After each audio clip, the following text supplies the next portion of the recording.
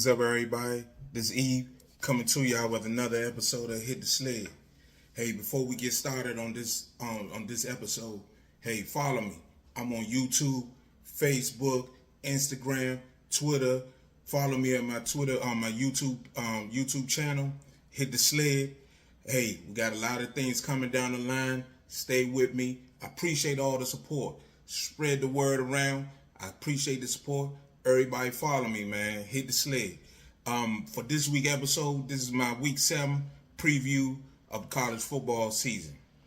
This week, of course, we got to start every week off Colorado versus Stanford. You know, the Buffs last week, they won a tough match, tough game, I should say, against Arizona State. This week, they got Stanford. Stanford, currently right now, they 1-4. The Buffs trying to move, they're currently 4-2, trying to move to 5-2. And a lot of people didn't think that they would be where they at right now. And now currently they sitting at 4-2, trying to get to 5-2. Stanford, they got a new regime going. Coach Shaw has moved on. Now they got a new coach, Troy Taylor. He's new. He's trying to get it back going again from the Jim Harbaugh era to the Coach Shaw era. Now it's the Troy Taylor era. He's a new coach. Unfortunately, they starting off slow. They not really up and going yet. They currently 1-4. They beat Hawaii the first game of the year. Apart from that, they really been struggling. Last week they played Oregon. Oregon really put a whooping on them.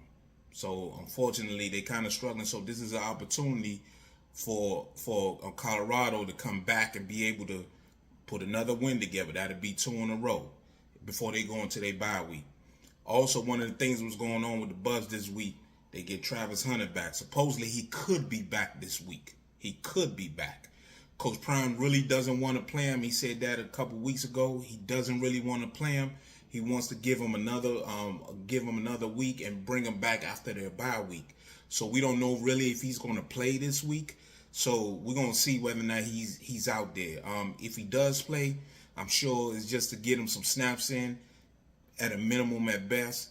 Not a lot of snaps. So let's see.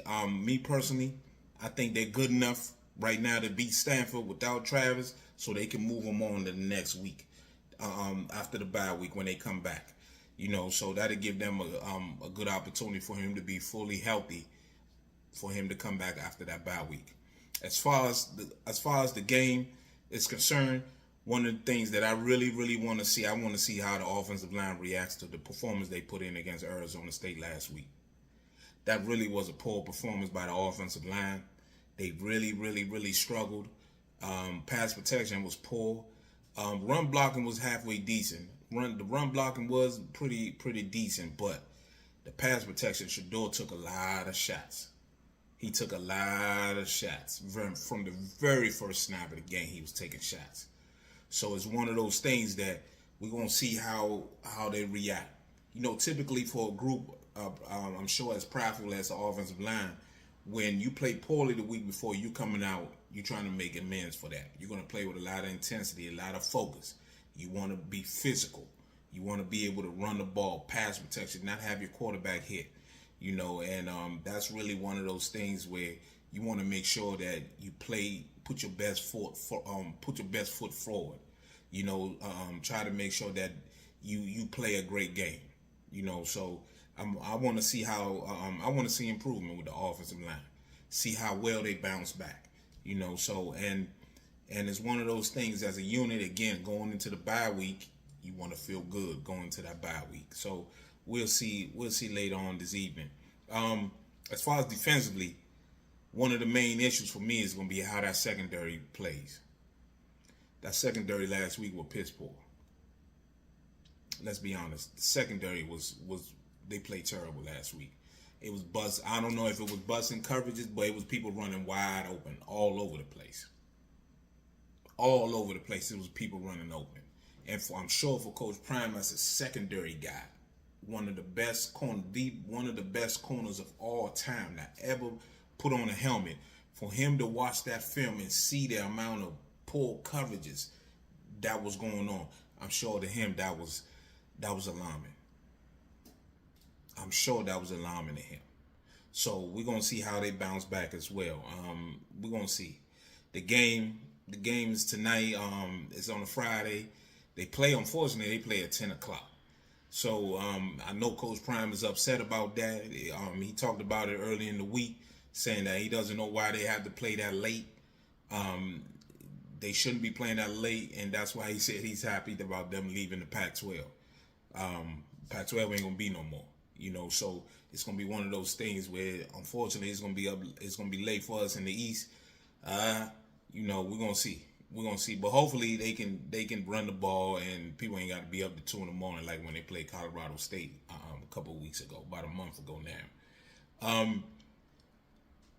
Of course I'm gonna pick Colorado to win this game. They should be able to win this game against Stanford, move to 5-2, and really set themselves up for the back half of their schedule, at which they play UCLA, they play Oregon State, they play Washington.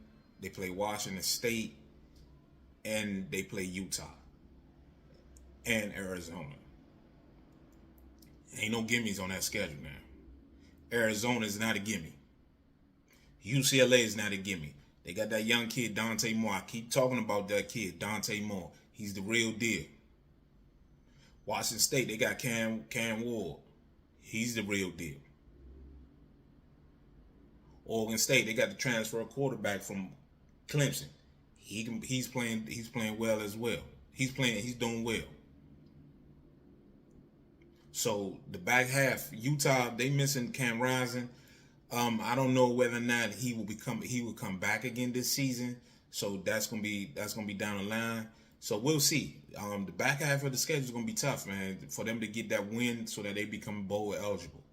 They become bowl eligible. To me, that's a successful season for Coach Prime. From 1-11 to at least 6 wins, it's a hell of a season. He's done a hell of a job.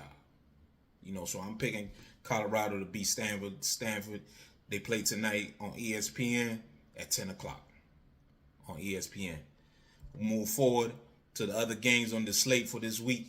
You got Indiana versus Michigan.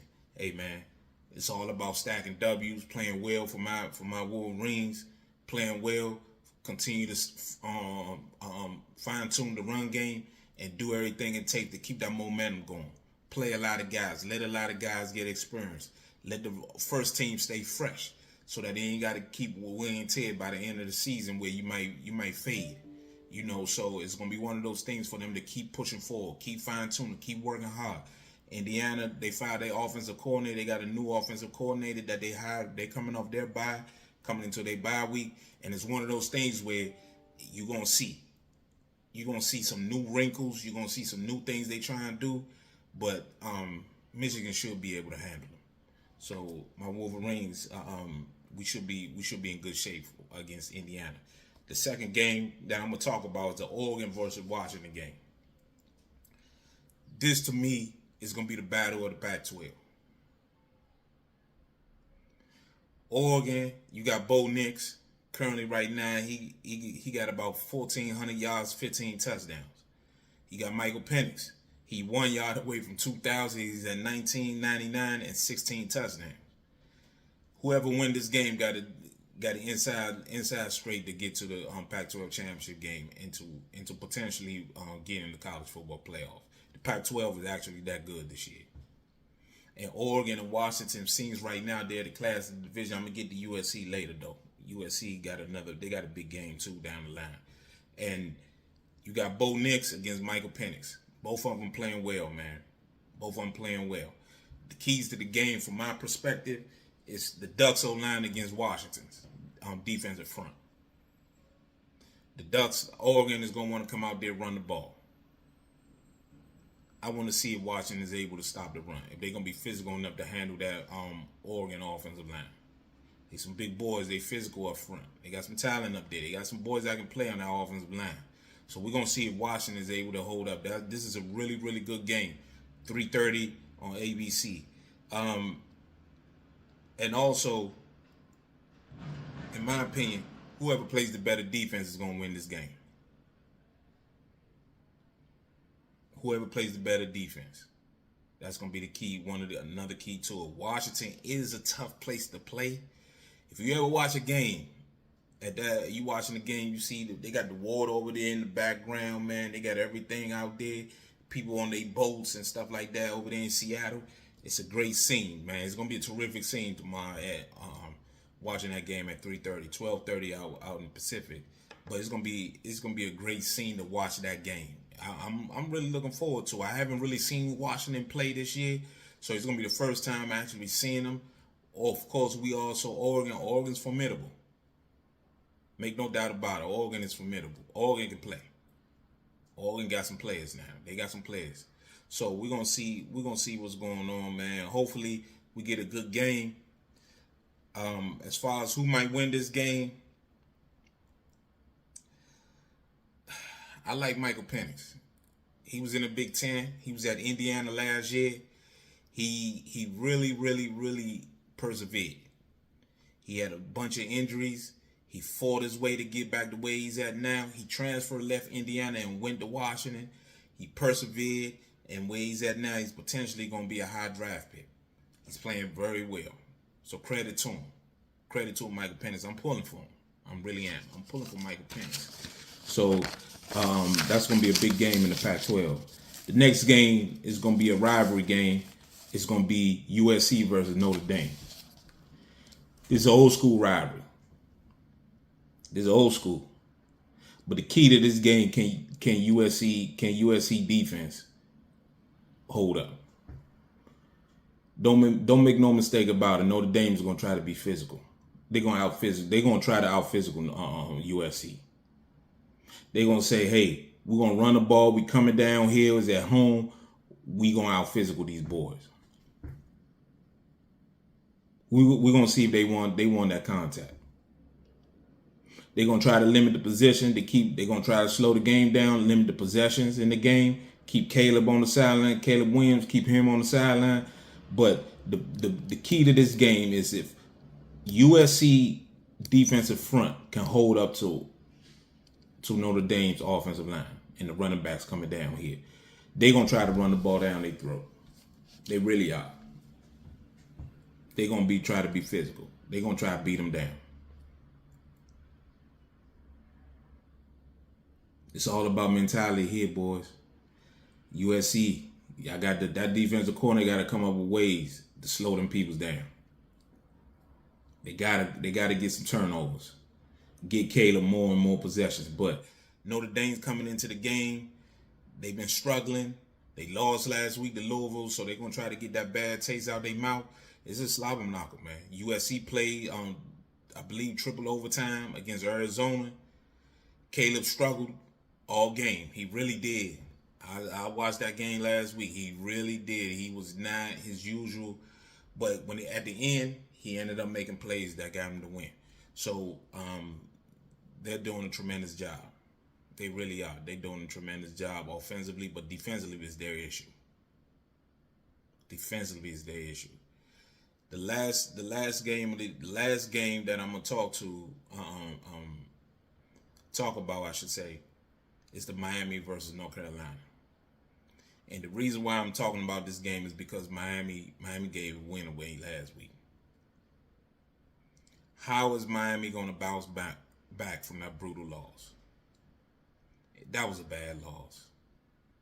All they had to do was take a knee. If people don't know what happened, last week had the game won with 1:30 left. Georgia Tech not really out of timeouts. All Mario Cristobal had to do was just take a knee. Victory formation. That's what we used to call it at State. Victory formation. And you know what he do? You know what he did? Try to run the ball. And he ran the ball and the running back got stripped. Georgia Tech recovers it. A couple plays later, they score a touchdown and win the game.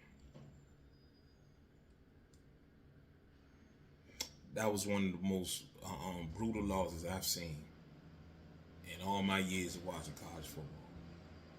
That was brutal. That was a bad loss. So I want to see if Miami gonna bounce back. Miami's gonna try to be physical. They're gonna try to run the ball. It's gonna be crucial that North Carolina. We're gonna see if North Carolina can stand up to it. One of their best games was the opening game of the year against South Carolina. and Spencer Rattler. They played defensively. North Carolina played one of their best games all year. So we're going to see whether or not they can stand up to Miami. Miami got some big boys on the O-line. The O-line has become very, very good for Miami. They offensive line-wise, they seem to be turning the corner there. So we're going to see. And the other key to the game, can Miami slow down Drake May? Can Miami slow them down? Can they put pressure on them? Can they get some stops? So this is going to be a really, really, really interesting game that a lot of people might not be talking about. And I want to see how Miami reacts. And one of the last things I'm going to talk about this game, we're going to find out about how good of a coach is Mario Cristobal. Because he created a crisis of his own making. That loss was totally on him. He caused them kids, he caused his coaches, he caused the school a win that they should have had. And they would have been prime position going into that North Carolina game, trying to make a run at the ACC championship game. We're going to find out how good of a coach is Mario Cristobal. We really are. We're going to find out. We're going to find out. So those are my games right there, y'all. I truly appreciate everybody watching me on Hit the Sled. Hey, follow me. I'm on YouTube, Twitter, Instagram, Facebook. Follow me on Hit the Sled. Hey, we got a lot of things we're going to be doing down the line. So stay with me. Be patient. I appreciate y'all. Follow me. Spread the word. Hit the sled. Thank you. And I appreciate everybody.